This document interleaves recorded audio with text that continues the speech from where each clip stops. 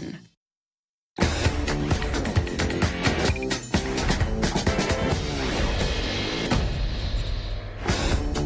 Morning glory, America. I'm Hugh Hewitt. In a week that witnessed the passing of a truly giant figure of the 20th century, the Reverend Billy Graham, the country combined a sad farewell to him with agony, grieving, and often very angry debate over the aftermath of the slaughter of 17 at Marjory Stoneman Douglas High School in Parkland, Florida.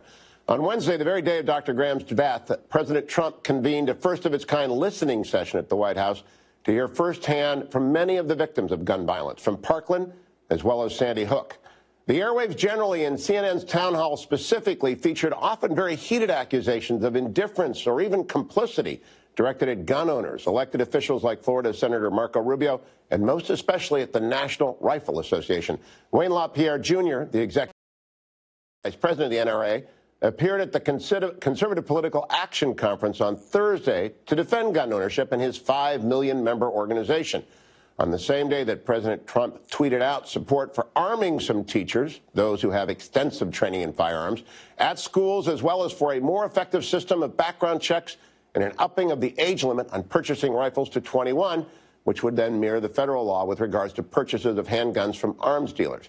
I'm going to return at the end of the program with a few words about Billy Graham, but with the hope of keeping the various proposals separate from each other, and to chart if and how the American collective position on gun violence and school safety has shifted, or not, I've asked four of the Capitol's keenest observers to join me for two segments today.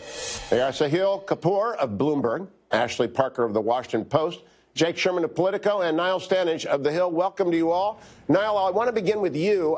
The Hill ran a story on Friday about divisions in the Democratic Party over guns, saying on the one hand you've got people like Connor Lamb in Pennsylvania who's all over the place on the issue in the special election. You've got an activist from the Center for American Progress using the hashtag ban all semi-automatic rifles. What's the Democrat position going into the elections of 2018 on what, if anything, needs to happen with gun laws? Well, I don't think we can say that there is one national Democratic position. You mentioned the special election in Pennsylvania. That is one of the interesting areas. That's a conservative district. It's been Republican since 2002. A Democrat running there is having to balance a different kind of set of priorities to someone running in a more liberal district. I do think that there are memories for Democrats going back 20 years and more, thinking that this is not a politically good issue for them. But is that changing? I mean, that's the key question, Hugh. We've seen a number of polls, even in the last week, talking about public support for stricter gun laws being at an all-time high. There was even a CBS poll on Friday showing support for stricter gun laws among Republicans rising by 14 points just in a few months. Yeah, it is. So it is changing. It's changing on a number of different subjects, and let's walk through them in order. And Jake, let me start with you, Jake Sherman. One of the proposals President Trump put forward that the NRA disagrees with is raising the purchase age limit to 21 for rifles. How is the perception of that changing? Is there going to actually be conversation, persuasion, and agreement on that? No, I don't believe there will be. I think this proposal is already flat on Capitol Hill, according to the people I talked to. And you saw immediate resistance from conservatives. You saw Tom Massey, who's a libertarian Republican from Kentucky, say, well, why shouldn't a 19-year-old mother who's at home alone be able to protect herself? Why are we saying that only a 21-year-old mother could protect herself? I mean, there's obviously people who will disagree and say semi-automatic weapons, you should be 21, just like you have to be to drink alcohol, consume alcohol, all of those things. I just don't think that any proposal to alter the age for buying these weapons is going to fly on Capitol Hill, where Republicans have, for many years, sought to loosen restrictions on firearms and have passed many bills touting their heritage as a party, as a country, of being sportsmen and hunting and things of that nature.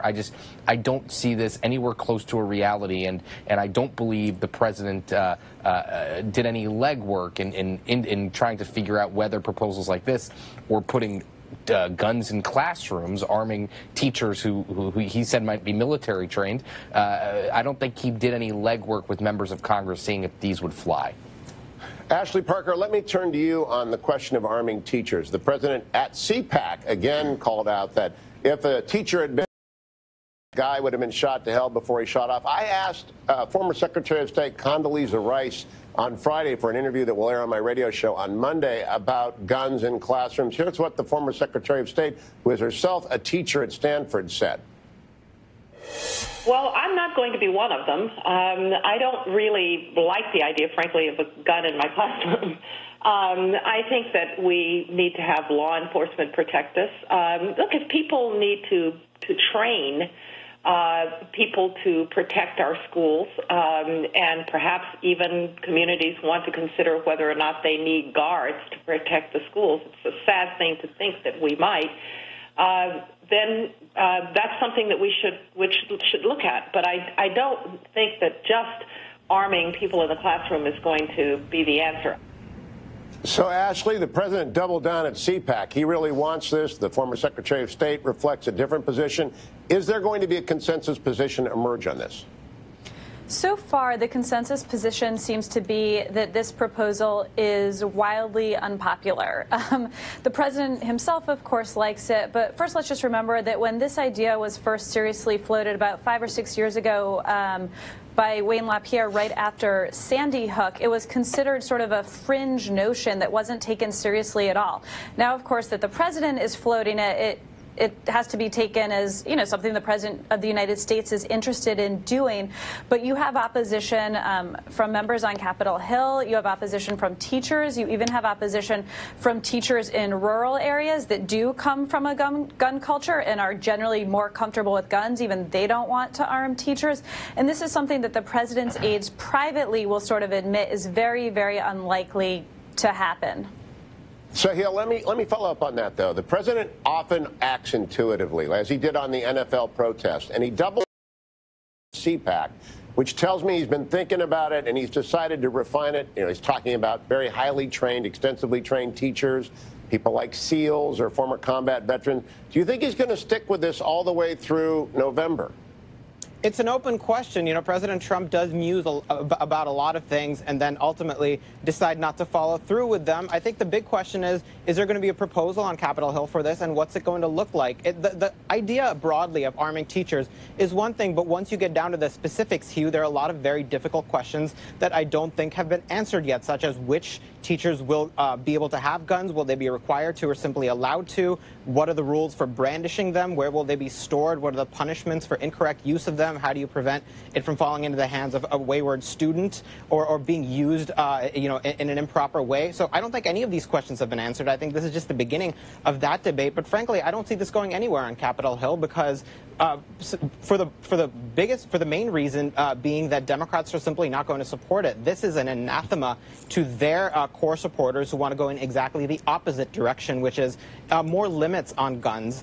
Things like background checks have consensus support in the Democratic Party, including closing the private sale loophole, which Joe Manchin, a Democrat, and Pat Toomey, a Republican, tried to do in 2013. The bigger question is anything going to get through? And I am very skeptical of that, even if it's a 90-10 issue or an 80-20 issue, for the simple reason that for the last 25 years, the gun rights side has been far more mobilized than the gun control side. Yes, people talk a lot about NRA donations, but the bigger issue is that gun rights voters are, in many cases, single-issue voters who have proven time and again that they will punish politicians who take any step in the direction of new gun limits and new gun control. They worry about that. And I spoke to attendees at CPAC who said they don't want to give an inch to the left. They worry the left will take a mile. And any concession, even on something like bump stocks, even on something like background checks, they worry will slippery slope to taking away their guns and repeal of the Second Amendment, and the NRA and Wayne LaPierre have done a lot to reinforce that mentality. So unless that is dislodged or unless the left finds its own comparable passion on their side, I don't see the politics around this issue changing. And we have seen some shift on the left in that direction. The kind of the passion that these children and these teenagers have shown has been remarkable, and they're the ones who have kept the story alive. My panel and I will